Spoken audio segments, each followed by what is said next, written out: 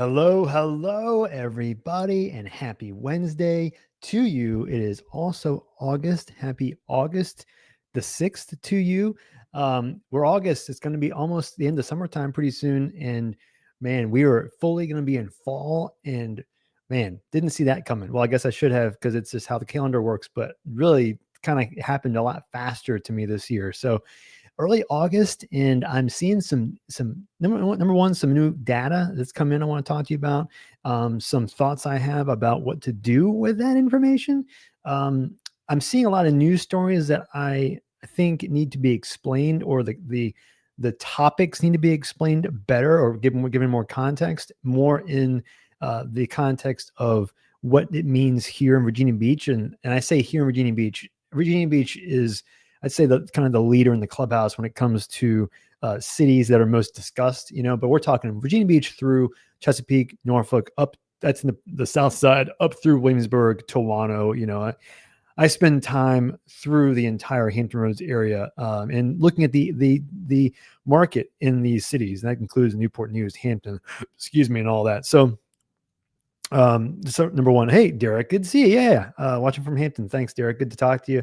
Thanks for watching, of course. And yeah, if you guys have any questions, number one, ask away. I love answering questions. Number two is if you are it's wherever you're watching from, let me know where you're watching. I love to find out where you're watching. And it just tells me, okay, are people coming here from Europe? Are people moving here from the West Coast? Are they moving here from, local? It happens anything, anywhere.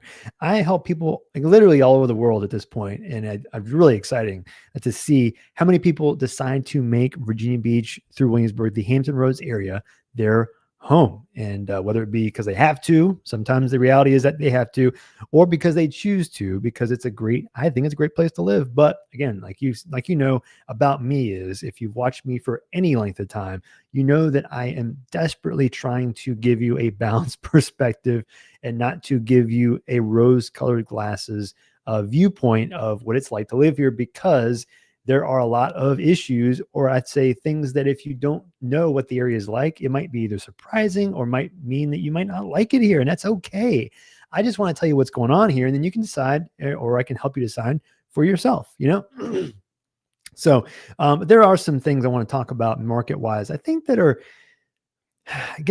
they're a little bit not misguided, but it's information that needs more context, right? And we're going to talk about, again, the new information about the August, it's July numbers or data. And I know not everybody wants to know about data numbers, but if you're moving here, I think it's good to know what's going on. And I think that the data can help you to determine that. But we're going into a different season. I say season, I mean season in the calendar year, where it is time to really kind of hunker down into what to do for fall, because August is traditionally, and I'd say almost every year, one of the slowest real estate months of the year. And as they always say, well, why? It's summertime. What's going on? Well, the reason is because school is going to start. So it's not always the full month of August. It's the last 2 or 3 weeks, because at that point, if you buy a house, let's say August the 15th, you can't close until after school starts usually, or, you're going to be doing your last trips, your vacations, all that into August. And it's just not an ideal time of the year to do all that moving around. So if you have, relocated here, excuse me. I say dialed because I saw Bill. Hey, Bill, dialed in from Katie. Hey, Bill, good to see you. Inventory looks tight in your neck of the woods. Yes, that is right. And we're going to talk about that, Bill. Good to see you tonight. Yeah, it's going to be something that we're going to go into. But people are more focused on the shift of going from summertime vibes to fall vibes, and the transition can make people focus their attention on other things besides moving. They've usually picked their spot. It's like, okay, if I'm going to move here in the summertime, I'm going to then decide at that point to maybe get a short-term rental property or a rental for a few months, and then be willing to break a lease if the right house hits the market. But basically the idea is they're going to extend their window of time to find the right house. And the people that didn't find their house in the summertime start doing that. And excuse me, unofficial sponsor, Spindrift, is an awesome fruit drink, non-alcoholic sparkling water. It's amazing. But anyway, I get it from Wegmans. So what we want to do is talk about what August means, what the August month means for what I think is going to happen moving forward, what I think the market's going to do. But again, I think part of this is trying to look into the minds of other people. And that sounds a little bit weird, but really the idea here is how to get the best deal or how to get the right house that you want often comes down to knowing who your competition is. And I don't want to make it always a competition, but when you're going after a specific kind of house, there are other people that might want the same house. So how do you navigate that concept while also trying to get a house for the cheapest price? Now, sometimes that means still getting laser focused on a specific house, but also it could mean pivoting to a different kind of house or some form of difference that might not be as visibly sought after by other people. Because in this market, there are totally different competing things happening. That's very confusing, very hard to figure out what is going on. So what we're going to do is, well, number one, the biggest concept that we have here is that prices are, you'll hear a lot of news stories, and I want to, let's see, I'm going to share screens with you and give you an example of one from News Nation, which is a national news place, but the website or the article says, homeowners taking houses off the market as buyers refuse higher prices. Okay. Would-be buyers are pushing back on higher prices. Okay. Sellers in response are delisting houses instead of accepting lower prices. Lower price. Nationwide delistings are increased 47% in May from previous year. Well, all that could be very true. And I do think that is true. I'm even seeing that locally, meaning I'm talking locally. I'm talking about Chesapeake, Western Chesapeake is a great example of that. Portsmouth, great example of that. Newport News, Hampton in some cases. I mean, Suffolk in some cases. People are delisting houses and waiting it out. Different price ranges. I mean, you do see that. So what I'm saying is this doesn't happen here, but what I want you to focus on is it says nationwide delistings increased 47%, right? And it doesn't even say here, News Nation, and obviously the name of the place. I don't actually think it talks about, this is realtor.com. Trying to find where there's a story. Yeah. So in June, record high 26.6 of sellers lowered their home price, cuts coming primarily from the Sun Belt and the Mountain West. There you go. Great example of the information that it talks about. Buried in the bottom, it talks about why why certain places that were doing what they're talking about in the headline. It's mostly in areas that are literally almost the opposite of where we are. So while what they're saying in our case is still true, homeowners taking houses off market as buyers refuse higher prices, that is true. And it's also true here. It is by no means the common norm of this whole area. But you can take this and say, well, I'm looking online and houses that I like are sitting longer. Number one, that's true. It could be true. Number two is you might be looking at the wrong sites. Zillow and other places, I don't want to beat down Zillow, but the reality is there are a lot of national sites that don't tell you if a house is on the market or not as quickly. They don't often state what is the most important thing, which is if it's a contingent offer that's been accepted, they may not tell you until like week 2 or 3 when it goes to quote unquote pending. But Redfin does. This is also a no one's telling me to say this. Redfin isn't paying me, but Redfin does a good job of updating their listings in things that saying that they're contingent, offers contingent, which means that a house could sell in a weekend over the first weekend, but Zillow may not tell you that for the first 2 or 3 weeks. Excuse me. So that's important because you could be looking and seeing online and say, okay, I'm looking from Ohio and I'm trying to see what the market is here in Virginia. And the market looks like it's going down because you see houses sitting. But then reality is the places that you're looking are actually selling pretty quickly. And I do think that because this area is so vast, it's easy to take one concept and blanket it to the entire area, meaning if house prices I'm seeing nationally are dropping or more houses are sitting, and then I see houses are sitting in the Hampton Roads area, then I can then assume that what I'm looking for is probably also going to be able to be bought for a better deal.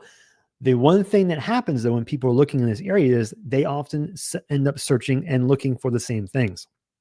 So you find that a lot of those places, like school district dependent, area dependent, close to the beach, area dependent, close to maybe military bases, or close to areas that are not close, Greenbrier, close to shopping areas, Red Mill. I mean, these more popular places can be sought after, but like almost you've got the local neighborhoods where people that are in the area know that that's an area that sells pretty quickly.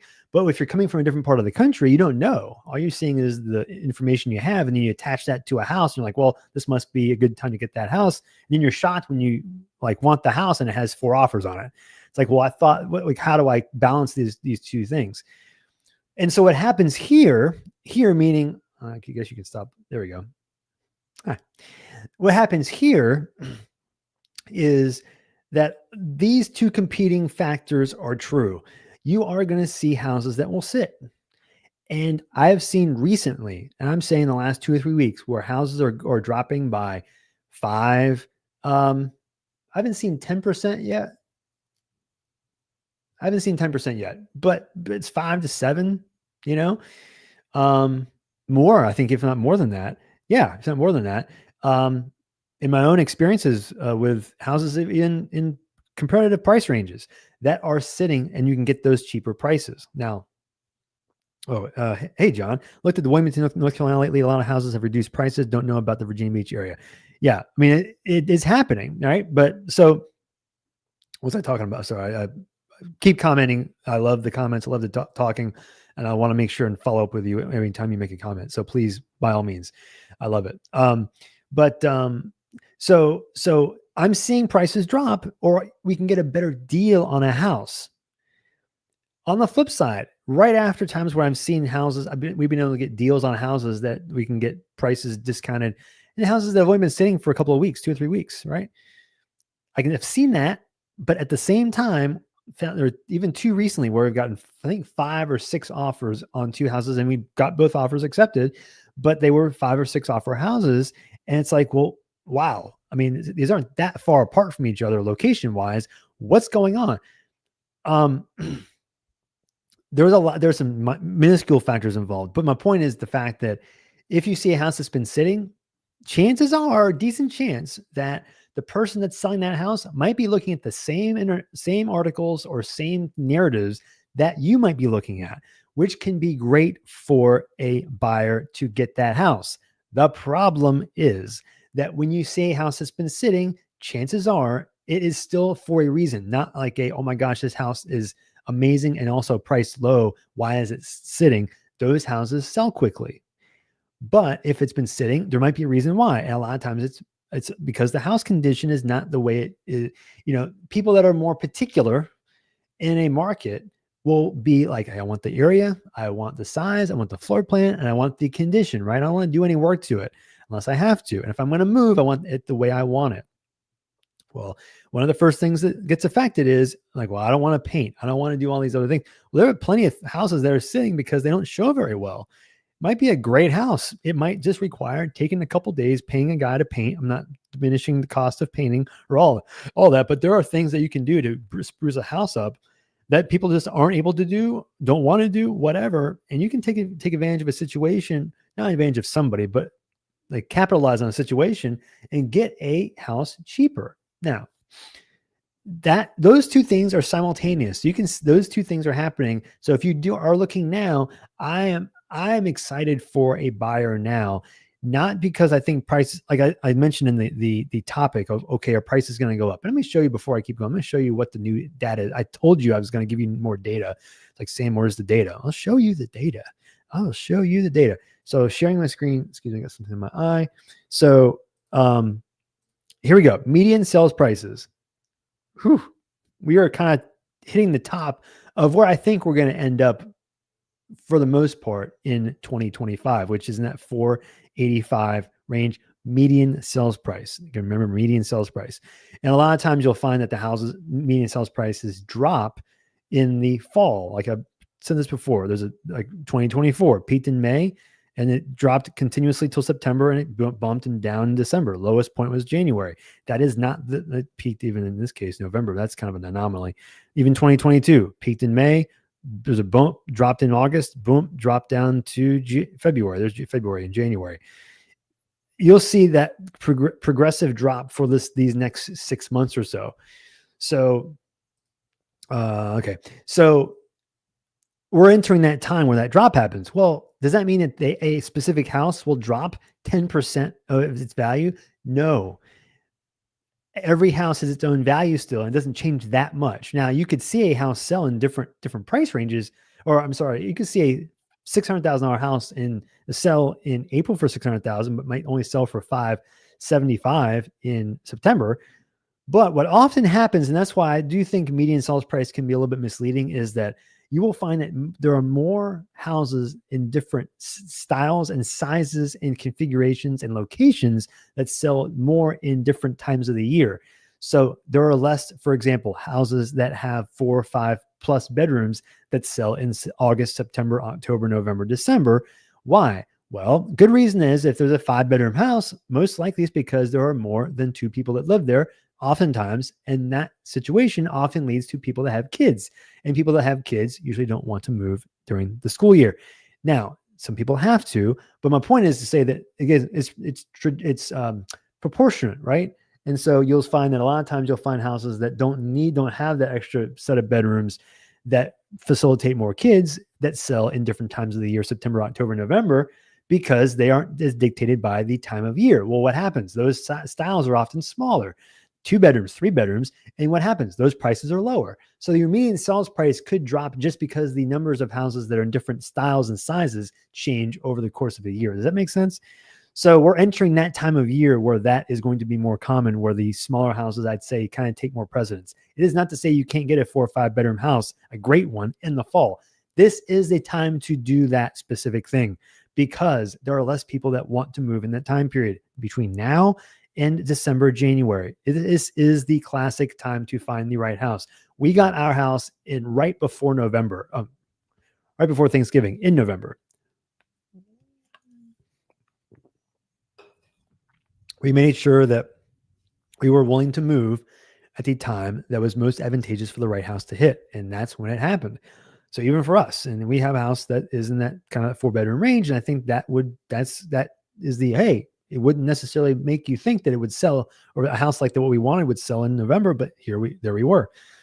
So that happens a lot still. So just be prepared for that. But between now and December, January, and even February to a certain degree, this is the window to find the best price for a house between now and the next April, May. Now, but again, even more so that this year than any other year in the last 4 or 5 years. The reason is because now I know there is I'm taking a little bit of a risk from when it comes down to, I don't want to encourage someone to buy a house when they shouldn't. If you don't feel comfortable or can't afford it, it is totally okay.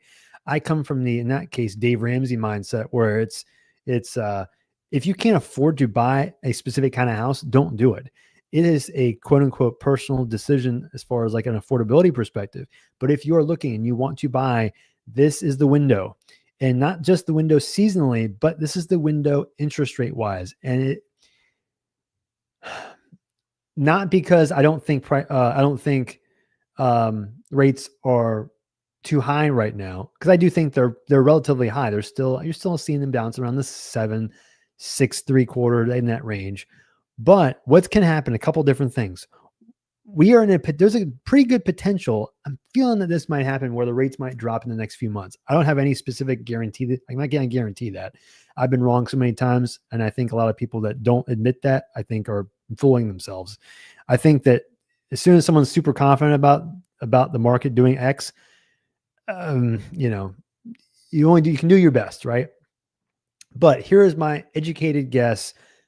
But I feel relatively like, hey, if I'm going to put a stand on something, I feel pretty reasonably expect this to happen, where if I'm going to guess anything, prices are going to probably drop a little bit between now and the end of the year. But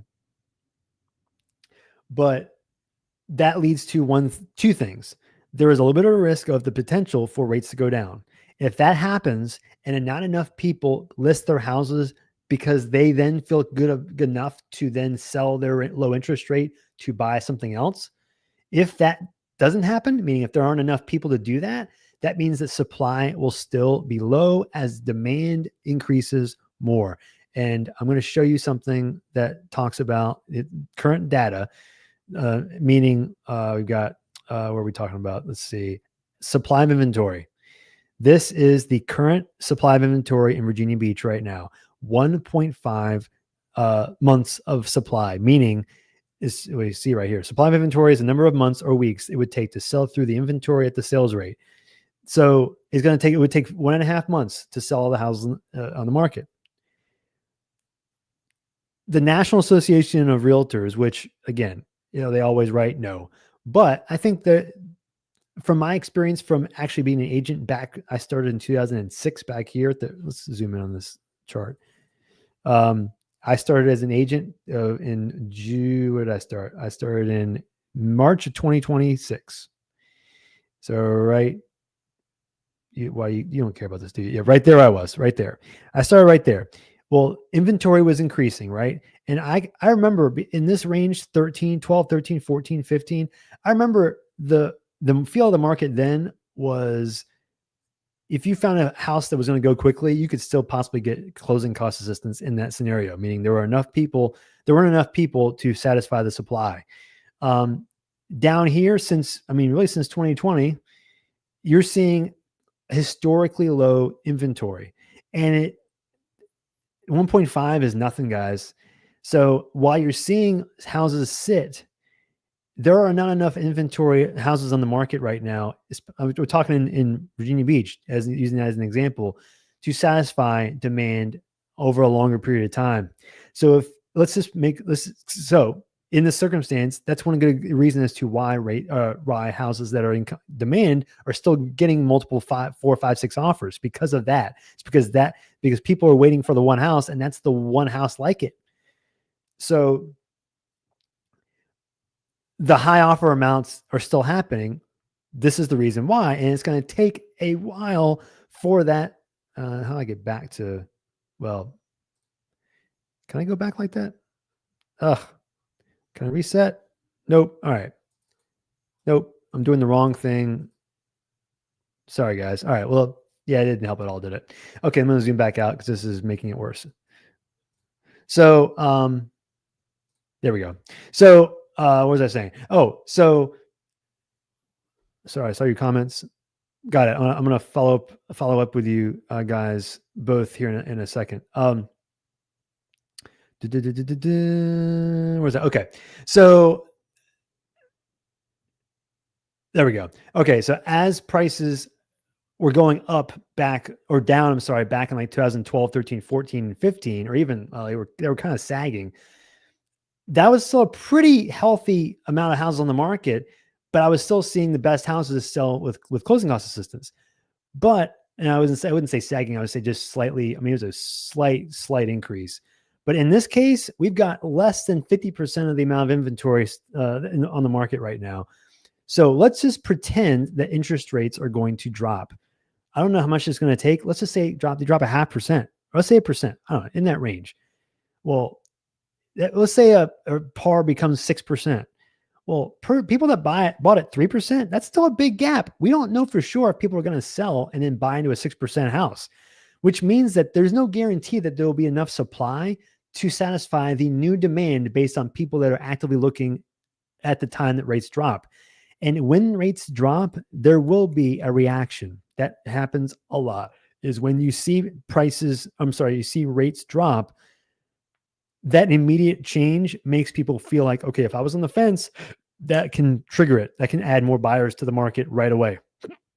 So what I could see happen is, if not now, and I say now meaning between now and the end of the year, it could absolutely happen between January, February, March, really March, April, May, June of next year. I could see, unless the rates change to go back up again, I could see a run up, not like I'd say 2021, 22, but definitely back to oh my gosh, are we still at the same competitive thing again because there aren't enough houses in the market? That could absolutely happen. So in my mind, doing it before it gets to be nuts so again is one thing, but two is being able to do it and get a rate buy down. If it doesn't happen right away, it might be still advantageous too. Now, again, granted, if you're anticipating the rates to drop, like, well, why would I pay for get someone to pay for my rate buy down? Just get closing cost assistance or price drop or something else. That's true. So I guess my point is you'll have optionality, but being able to take advantage of the price drops now, it might backfire on a seller to sell their house now and not wait until the next following year when rates potentially drop.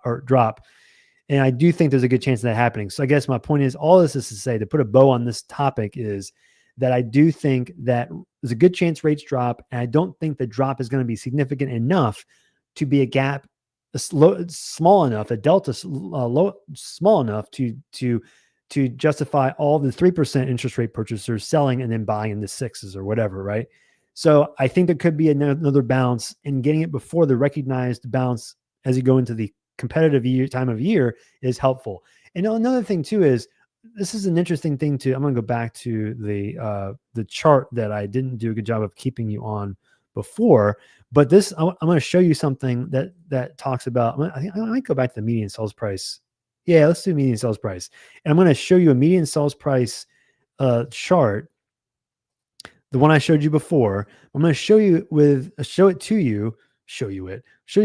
you with another line superimposed, which is the mortgage rates at that point in time.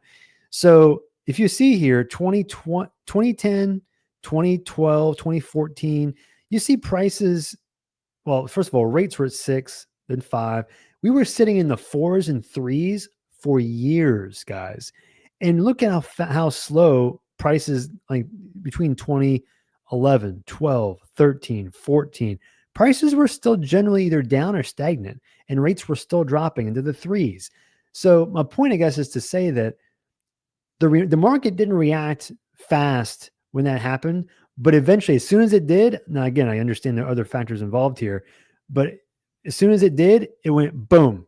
Rates shoot up, or rates are still go down, and boom, house prices go up. The market reacted, and it was chaotic, and more people just jumped in. Then the inventory dropped. It just became the what do you call it? Perfect storm. So being able to capitalize before that happens, I think, is also very, very important. So I do think this is a key 6 months or 4, 5, 6 months for buyers specifically. So to answer your question, John, is this John? Well, anyway, will a Fed rate cut automatically reduce mortgage rates? No. Well, so mortgage rates often bake in the expectation of what the Feds might do. So when you see, sometimes if you see rate cuts happen, it doesn't necessarily mean that mortgage rates drop also. So you might see it, if there's a forecast of something to happen, you can often see rates adjust prior to that happening. So it's not direct proportionate. Sometimes you'll see it happen, but it's not always. I wouldn't necessarily assume that if one's going to happen, then the other is going to happen. Now, again, if you're talking about wanting to live in the area, and you might be bored to death with all this data stuff, and I understand that. I want to talk to you and answer questions. If you got any questions about the area, that's really my passion. I love the area. I love what it feels like here. I love the whole thing, the living here piece. So if you have any questions about what it's like here, feel free to ask me anything, and I'll talk about that as well. But to continue, Regin 88, assuming there is a September rate cut, what kind of impact do you think that will have on the Virginia Beach market? Yeah, so like I was saying before, I think there's a good chance that rates might drop, but it may not be directly because of the September rate cut. It depends on how much the mortgage market thinks or reacts to what, or how much they think that actually is going to happen. So again, because it's like they're reacting to what they think, we're like seeing, we're thinking, rates just dropped today. Does a Fed cut? Oh my gosh, does that mean mortgage rates happen? Well, they're already kind of forecasting things way out in advance. That's why you don't always see the equal reaction, like proportionate timing reaction. But yeah, I mean, I in general, again, I'm back to, like, I do think there's a good chance that mortgage rates could drop in the next few months. So I do think it's probably a good time to capitalize before it gets to be kind of nuts, if it becomes that, especially in the springtime of next year. Are we in a buyer's market, or is this a standoff? So I'm not sure to I don't know if you saw my initial topics about that, but this was a piece of the context or conversation originally, which was, I wouldn't call this a buyer's market. I think area wise, you could argue that for specific houses or parts of the area, but because you could tell a person it's a buyer's market, and then the house that they wanted has 6 offers on it, and they're like, well, it's not for that house. And it's almost like, I thought about this recently. I'm thinking, how do I explain to myself, or how do I explain to somebody what that type of concept looks like? So it's like, if you live in Yellow Carville, that means that Yellow Carville, probably good chance there's a lot of yellow cars in Yellow Carville. But if you read in the newspaper that it says red cars, or prices are dropping for red cars, but you live in Yellow Carville, you're looking at it and you're like, not in my neighborhood, because there are only 2 red cars in all of Yellow Carville. It's all yellow cars here. So you could look at someone says nationally, or just what somebody says, and say, well, that's what you say, but I'm not experiencing that in my Yellow Carville. I don't want a red car. So it's that kind of thing. And so I'm very, the market in like 08 was much more of a national reaction, just like what happened in 2021 and 22. There was a lot more national reactions that it was pretty much a blanket reaction across the country, still higher and lower in different parts, but it was much more of a national trend. Now you're starting to see differences based on what has happened in the last few years. You're seeing different areas react disproportionately based on what happened with that area in the last few years. So if like a Phoenix or whatever shot up, they're dropping now because they may have shot up too much. They had some helium in their market. Maybe for us, Virginia Beach, we never really went up that fast. It feels like it was fast for us for a while, but in reality, it really wasn't that fast compared to other parts of the country. So that's part of why I'm like, okay, it's not a buyer's market here to me, but you'll see that it's a buyer's market for some houses, Anyway, so that's the long and short of the data part of this. Do you have any questions or about living in the area right now? Well, number one is I wanted to tell you quickly about the news of Trader Joe's, which I wanted to briefly mention to you about on the Google Maps. Go to the Google Maps. I'm going to show you where that new Trader Joe's is. If I haven't told you already, which maybe I have, but zooming in, the town center area, which I love town center because if you know me, Wegmans is the best. And there it is right there. So I love going to Wegmans, but Diamonds Direct, where's this is going to be the new Trader Joe's, this empty box right here. And well, actually you could see it's probably the Bed Bath & Beyond's being torn down. Okay, see Bed Bath & Beyond? That was Bed Bath & Beyond store closing. Yep, you're going to be Trader Joe's here in a minute. Is it still? Nope. Okay. So that's going to be Trader Joe's probably in the next few months, I'm guessing. That's pretty cool. And that's going to change part of what it's going to be like. And it's going to just add more dynamics to town center, which I just think town center is a very underrated place to own. If you want to buy in the area, it's just super convenient. You're close to the interstate systems. It really is great. And I've become a big fan of the southeastern part of Virginia Beach. So I wanted to briefly talk about that and talk about some stuff in the southeastern corner that has happened. New stuff, like there are some new pictures of a new Taste restaurant, which is one of the fastest growing restaurant chains, local chains in the area, that is happening over close to, this is Sherwood Lakes right here. There is right in front of Sherwood Lakes or restaurants. This is Shortbread Pizza right here. But right next to that is, and it doesn't show it yet because it's not technically a business yet, but right here, they're building some new storefronts. Oh, it still hasn't. If I zoom in, street view is going to show up. Yep, see that there's a Taste sandwich shop. I think that's the Taste right there. It's a 2-story Taste, which is awesome. But new stuff that's happening. And the cool thing about that area is if you live in Sherwood Lakes, which I love Sherwood Lakes for what it is, which is a house or neighborhood on 2 lakes. But you can also, if you can walk to one of the best pizza places in the area. Also, it's a good place for beer too, but Taste is right here. More businesses and places here in front of the lake. So, and you can, from the neighborhood, walk in. So if you're in the 750 to 9s range, great spots. Sherwood Lakes, close to that is other parts like Three Oaks is another one. Uh, Highgate Greens. This was Highgate Greens right here. There are plenty of neighborhoods all through. I think it's Stonegate. A bunch of neighborhoods through here. They're in the 6s to $1 million. Heritage Park, Asheville Park, Red Mill. This area I think not chosen to overlook. I just think that I get so excited about older houses. So it gets me more excited about the eastern and central and western side of Virginia Beach, and also Norfolk, that I kind of overlook the newer parts of town. And I think that that's a misguided approach in some cases. I just think there are a lot of parts of this area here, great neighborhoods. Princess Anne Woods is another one. Princess Anne Meadows. Anything, and far enough away from the military Oceana Naval Air Station that you're not hearing as much jet noise is great. So the further you get down closer to Princess Anne's, closer to Sandbridge, the further down away you get from the base, generally speaking, it's a little bit softer, or if not any noise at all. So I like being in this section for that reason. The thing I have always disliked about the area, this side, is it's really the biggest issue, guys, is that it's so far away from the rest of the Virginia Beach area, Norfolk, Chesapeake. If you live in Portsmouth, Suffolk, I mean, you can't. This is an hour. I mean, let's just say Red Mill Farm, Red Mill Commons. Let's do that's the strip mall right here. If you did Red Mill Commons direction from there to Chesapeake Square Mall, which is over on the other side of town next to Portsmouth, that's 42 minutes, 45 minutes. That's with no traffic, and it's 9:30 at night. Change that to, for example, depart at 4:30.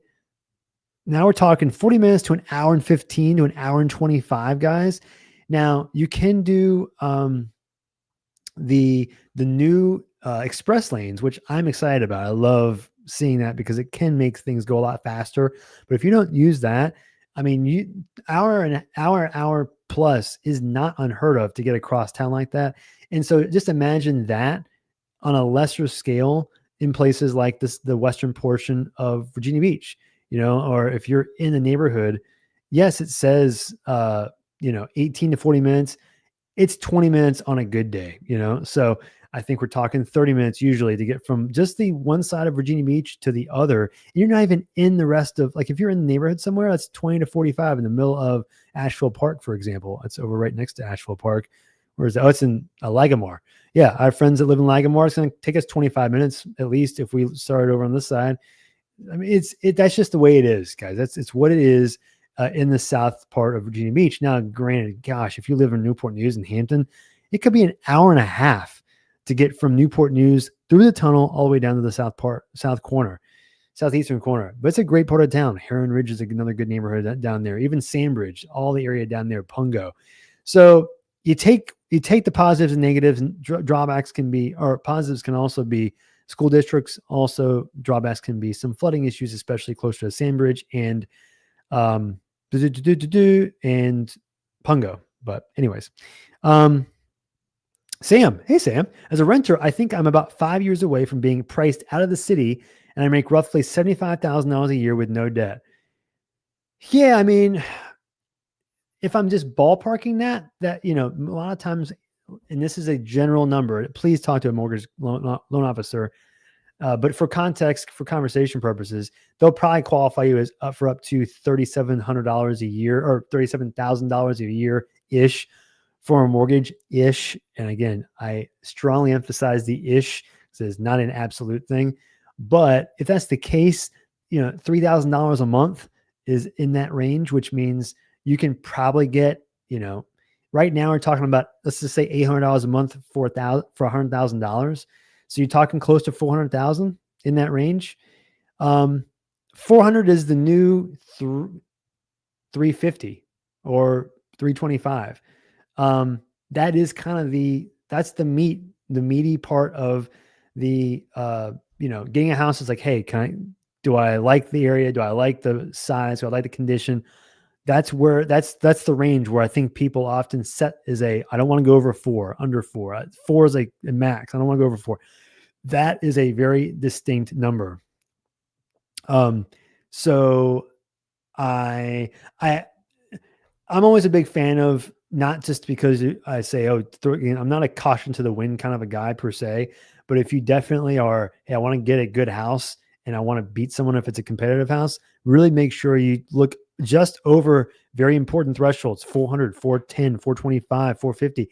I mean, people, I can't tell you how many times people say, I don't want to buy over five. I don't want to buy over 750 or 4 or 300 or whatever it is. Those round numbers, man, like it, people don't want to go over those things. So you can get the biggest, I think the biggest value add is the houses that are priced just above those thresholds.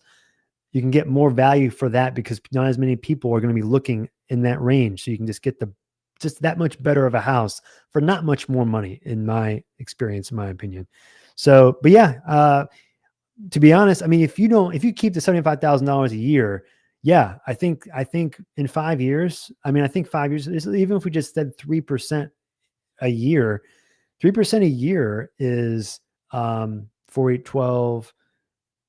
That's 400 becomes 460, 450, if I'm being conservative, in 5 years.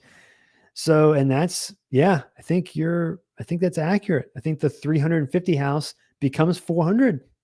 And right now, 350, it's hard to get a single family house. I mean, I would say shooting more into the Norfolk range, in Suffolk and Newport News, Hampton, Williamsburg. In some spots, they can be a little high too, but I think you're right. 5 years, you could find that. That kind of being pushed up into that. So, anyways, I'm loving Water's Edge in Norfolk. Oh yeah, Water's Edge is fantastic. I just had a conversation or talked to somebody about your neighborhood.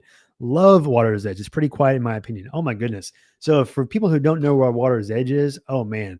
So there's a spot in the where am I at? All right. So Chesapeake, where's the airport? I'm just kind of zooming around like a weirdo. Okay, so there's Larrymore Lawns, Meadowbrook. So if you're on Military Highway, this whole stretch right here is kind of boring. And I say that just, hey, it is what it is. I grew up, I went to the airport a billion times, especially when I used to work at a hotel in Virginia Beach. And one of my jobs was to drive people to the airport. I would take this road so many times. There was a cut through that was secret. Now, I don't know if it's actually a secret. Well, it kind of is. I can tell you. How do I tell you? You just go right. Where are we at? Okay. There it is. Miller Store to Robin Hood. I mean, it's not that complicated. It's not that secret, but I take this way. I don't go through Norview. That's for everybody else. And no, I'm just playing. So anyways, Military Highway, it's just an old street that hasn't changed much in decades. And there's an old Kmart right here that hasn't changed in forever. I think it's Dollar Tree is there too. No. It's next to the old Dollar Tree. This whole area was a Kmart. Why do you say that, Sam? I don't know. But on the other side of Military Highway is Meadow Lake Drive right here. If you go here and oops, I'm sorry, not Meadow, Longdale, apologize. Longdale, or even you can get, if you do Spring Meadow, I meant to say Spring Meadow, not Meadow Lake. Spring Meadow or Longdale, get in and turn, and Water's Edge is back in this corner here. There you go, Water's Edge. This area is a newer version. These houses were built in the 60s. These houses were built like in the 80s, 90s. Yeah, 80s. So this is different than right in front of here, but the lots are nice. The house sizes are nice. The cost of the houses for what you get, I think, is nice. This whole section, I need to do a video about the area near the airport. I've done videos about neighborhoods around the airport, but not about the entire area near the airport. I think it's probably a good video to go into. The gardens is another one that reminds me partly as to how it feels like in Water's Edge, but the area is near there, right next to the gardens. Anything, even Camellia Shores, Meadowbrook itself, Meadowbrook Terrace, all through here. I'll just drop. You can see this here. I love, if you drive right here down, even on Longdale, it's just houses built in the 60s. Nothing fancy per se, but man, the tree-lined streets, the sidewalks in some of those streets, it's just really, really nice. And again, affordable relative to what you're getting. And again, I'm very cautious to say affordable because again, I know that it's still contextual, right?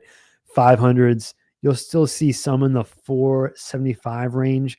500, 600 is pretty common. But again, you'll get, as you get on the water, 6s and up, is pretty common too. But one of the benefits to being in here on the water is that this water access is not going to be, it's Lake Whitehurst, but it's not going to be, you can't put a huge boat back here. So while you don't have that functionality, you got some nice views. So a cheaper version of those same views, whether it be in the water's edge, Glengarriff, which is a great neighborhood along the water, but a smaller one, anything around the airport near the botanical gardens, I do like. I just think in general, I think I'm a fan of. So I would keep this in mind if you're looking for a house in Norfolk. And again, you're close to the airport. So if you do travel in and out regularly, big fan of that aspect here too. So again, part of the thing is that once you cross over Military Highway and you go down towards, the south part in Bromley, it just doesn't feel to me as nice. These are houses in the 325, 300, 350 range.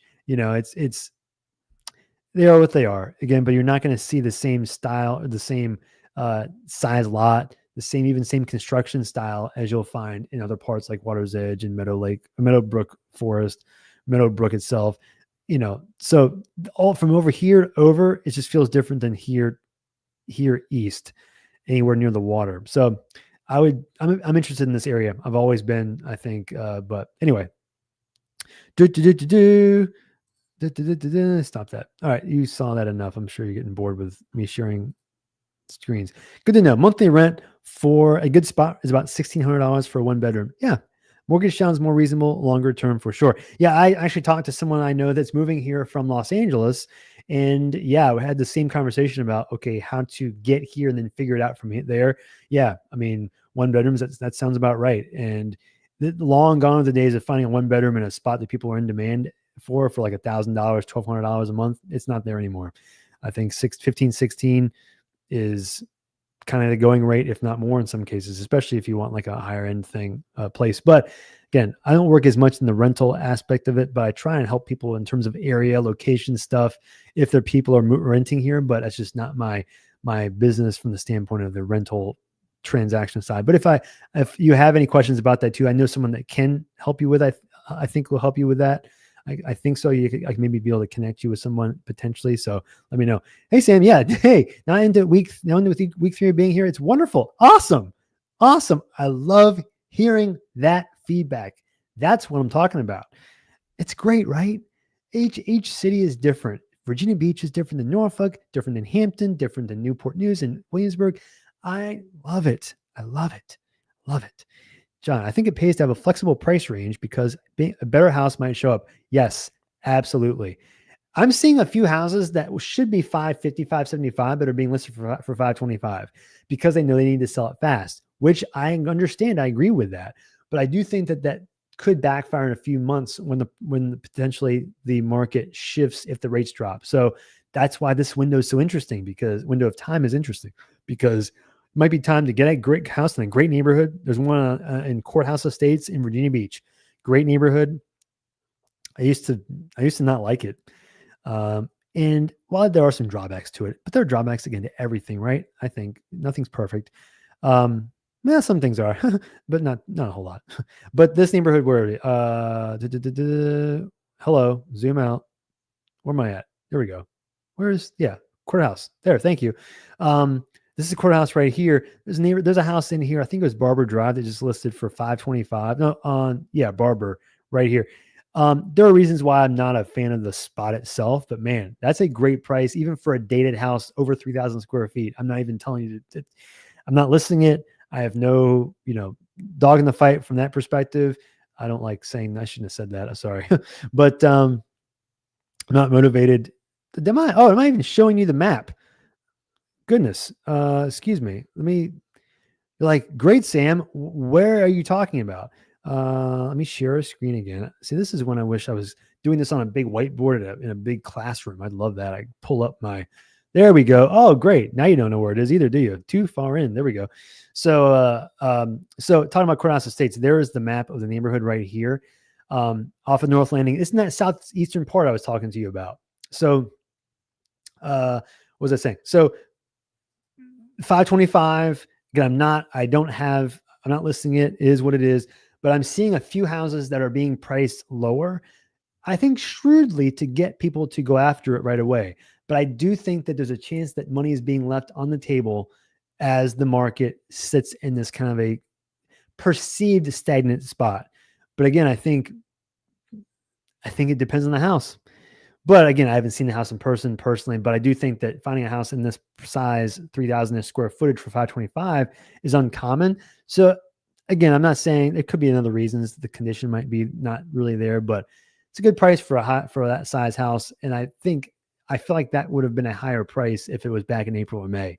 But now that we're in August, the market feels like it's sagged a little bit. I think that's a great opportunity to be like, hey, could be some value there because the neighborhood is in such to me, high demand relative to other spots because this area also is in the North Landing Elementary School District, which there are only, I believe, two neighborhoods in the entire school district that are under like 600 or 650 price range. Big ones. So this one, number one, there's North Landing Elementary right here. And across the street, there's Courthouse, the condos right where we at? Right here. Yeah, and these are, in the 450-ish, but they're condos, 500, 450 range, 475 price range, but they're condos, not much yard, but again, they're detached condos, which that's a real thing. So anyways, there's some demand for, I've had so many people ask me about this being in the North Landing Elementary School District. It's surprising disproportionately how many people like that specific school district, elementary school district. But just there aren't many houses in the area. So I just think that the scarcity allows for the housing there to kind of sustain itself price-wise because there aren't many places that you can pick from if you want that area. So anyway, I have exhausted my thoughts on Courthouse Estates as of now. So there you go. Can you connect me with a lender? Yes. I'm moving there. I want to secure funding. Absolutely. I can. There's a guy I know, Josiah Phillips from Alcova Mortgage, I think is awesome. There are other great lenders in the area. I mean, there's not just one specifically.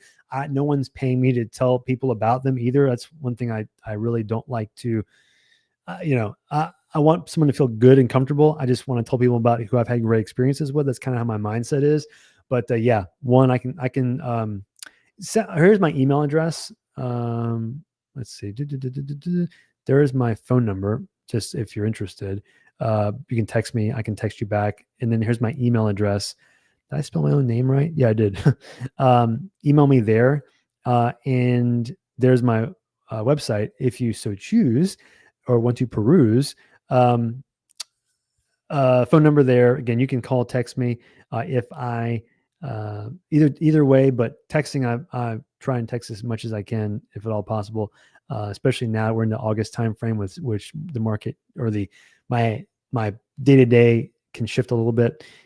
So there's again, email, you can email me there and going back. Yeah. So Mars, to answer your question, yes, I can do that. And I could probably do it here too.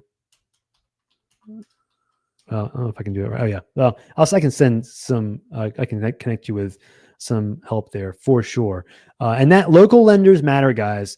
I know I work with, help a lot of people that have lenders from different states, bigger lenders. There's nothing wrong with any of those. You can pick whoever you want.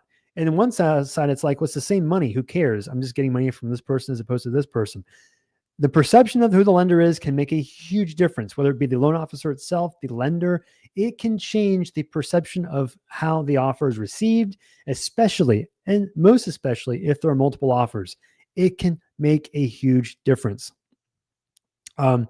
So again, does it mean that other lenders stink? No, but there are perceptions out there and there are different reasons for those perceptions. And I'm not trying to badmouth anybody in particular. It's just the perception of different places can affect how the offer is received. And I cannot stress that enough. And I think that's the one thing that took me the longest. I've been in this business for about almost 20 years now. It took me a few years to really sink in that $1 million from one bank can be perceived as different from $1 million in another bank. Not because it's not different. It's different money. It's because they can qualify people differently. They can take longer to do what they need to do. They may not ask the same questions at the same times, which means it could take longer to close on a house. And so when a buyer or seller sells a house and they have to pick a lender or pick a buyer that they're working with, they're dancing with that buyer for a month or however long. So then they're asking themselves, well, I'm also dancing with that lender. Do I want to do that? And sometimes that can make a difference between them saying yes to an offer or saying no. I cannot stress enough how much that is perceived. So, yes, but yeah, absolutely. Big deal there. Map isn't up. I'm so sorry. And I fixed it. Thank goodness. But yeah, thanks for telling me that. And also, love this. Thanks, Marcus, for the feedback. Would love to see more new construction townhouse projects that allow yards. When you say allow yards, do you mean that have yards? Like that have yards in addition to just the house itself? I'm guessing that's what you mean. But I think there's only 2 in the general area. If we're talking about the same places, we're talking about courthouse. What's it called? Can't remember now. There's one near the courthouse that's like 600, 550. Then there's a condo neighborhood that's over in it's off of Princess Anne Road and Independence. I can't remember the name of it. It's like one of the biggest in the area. I'm drawing a blank, but there aren't many. Fenced in yards. Yes, fenced in. Oh, absolutely. Yeah, I totally get that. John, are you generally not in favor of new construction homes for sale? Oh man, so I don't blanket it. I understand the value of a new construction house that people have. I see why people like it. I just think you're paying a lot for the feeling of new that then becomes gets old, right? You're paying top dollar. But again, as phases change, you're buying into a phase that can still appreciate. So I'm not like against it. I just think that there are other ways, like you can't negotiate well with builders. That's another thing. And a lot of builders don't build very well, in my opinion. I mean, that's not all of them. A lot of them are perfectly fine and or great. Some really nice ones, actually. But just because it's new does not mean it's better. And that's one thing I think that people get fixated on is new. And the feeling of new feels like I don't have to worry about anything for a while. Well, there are a lot of houses that are built 40 years ago, 50 years ago that are in way better condition, or I say way better. They're in great condition, and it might not be as much of a difference between new and old per se. And you're getting a discount on someone else's nicely renovated house. So I don't try and bracket it or put houses or a style of house in one bucket and say yes, good, bad, no. But I personally lean towards older houses, probably because of construction, probably because of where a lot of those houses are, and also because I just think you don't have to pay.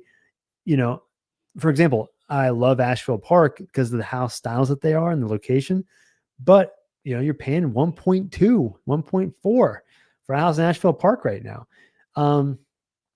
And if you want to be in the same general area, there are ways to get houses in there for 900, 800, $1 million, so again, it's like personal preference. I have no problem with Asheville. I love Asheville Park, but it's just an example of new construction where, again, it's like, I just don't want, I like getting value, and the value is in the eye of the beholder. I would say too, because not every area, like you can get value because I don't like the feeling of having new. That's value to somebody, just not as much of a personal value to me, so it's just personal opinion. But yeah, I'm a bigger fan of older, more established neighborhoods. And I think probably that is because of trees.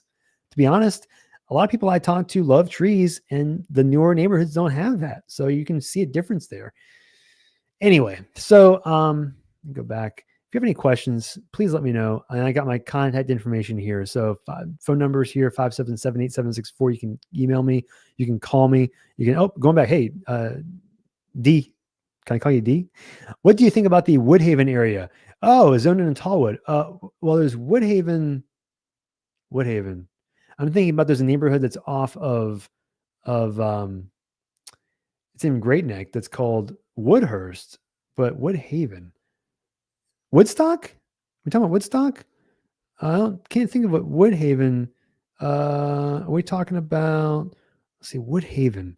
There's Woodstock, which is right here. There's Woodstock right there. There's okay. So this to me, okay. College Park. Sorry. Yeah. That is the neighborhood on that corner, isn't it? So College Park and Level Green. So Value, yes. So it's very specific, right? So if you're in this, so I grew up right close to here. So if you're in the level green section right here, this area, you're paying like 250, 300 for a townhouse, 225, 250, 275 for a townhouse. This area feels a whole lot different than back in the corner, back in College Park right here, where you're talking 400 range, 450 range. Flips are 475 right now. In this range over here, and Woodhaven here, so it's uncommon for anybody to drive through here. I think because Rion Drive, like I played in this Princess Anne Park, Providence Park right here. Like there's a baseball field here. I played around at Woodstock Park, all this. But when you drive on Rion, I'd cut through here and go to the interstate. But not only everybody drives across the street here, and it's fine. It's fine. It's actually, I kind of like the fact that it's kind of a nook that people don't pay attention to. You can get a house in here, I would guess in the 450, 375 range.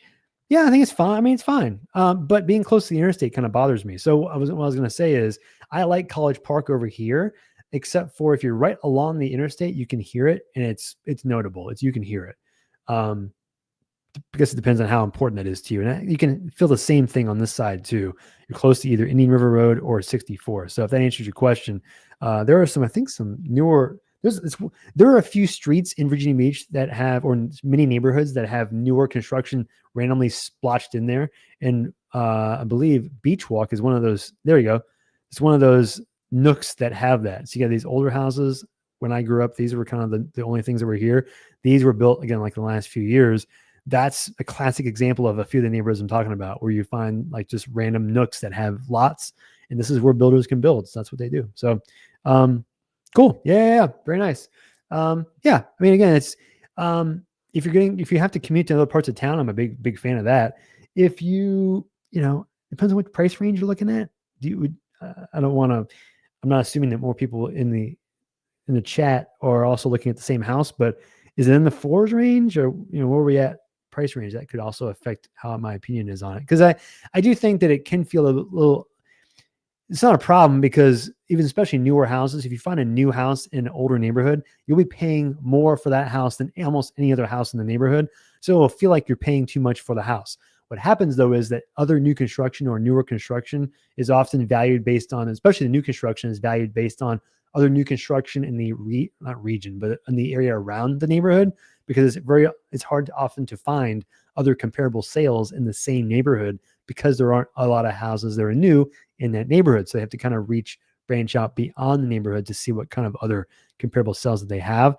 But the point is that there are a lot of times where these types of neighborhoods you'll be buying one of the newest houses, but also one of the more expensive houses in the neighborhood. And it feels like should I do that? It's just kind of it's how it works if you're buying a new house in a pre-existing older neighborhood. So, we've been going for about an hour. And yeah, if you have any more questions, let me know. If you are planning to move here, if you are planning for the next few months to move here, and you want me to, at any point you're like, hey, can you help me, Sam? Please reach out. My phone number is where to go. There's my phone number. And there is my email address, and there is my website. And so I'll do whatever I can to give you contacts or help you myself relocate here as far as being an agent to help you navigate that process, the actual purchase process. I'll do whatever is possible to do to help in the context that we're talking about. So that's what I do. That's my business. And I love talking about the area, and I love helping people navigate through the process as well. So yeah, you can email me, you can call me, you can text me, comments, where are we at? Banner, there we go. Email right there, phone number right there. And yeah, and I'll give you another few seconds. If you guys have any more questions, I'll answer them now. If not, then I will sign off for now. And 10, 9, 5, 3, 2, 1. And yeah, if you have any more questions, you can again email me, call me, text me, and I will help you navigate through the next few months relocating here. Let me know, and I'll do whatever I can to help you do that. And I will see you on the next video, and it'll be next week. I got some good video topics coming up, so I'm excited to tell you about them moving forward. And then until our next live too. And so for anybody that has any questions, I post a lot. Most of my videos are not live, right? So I do Wednesdays, period. That is the day. Every week, Wednesday. You probably noticed that at some point. I've been doing this for 6.5 years, every Wednesday. I do lives as much as I can, but a lot of times I'll edit specific videos about living in the area or specific areas and help in living in that specific neighborhood or area. So I do videos about that and I'll send them out, but not live. And then sometimes if the stars align and opportunity arises, I will, for a specific week, do a live and help people in real time talk about what to do, how to prepare for what to do, talk about the area, same kind of stuff, but include maybe some real estate concepts and talks as well, like what we did tonight. And so until next time, which is next Wednesday, I will see you on the next video.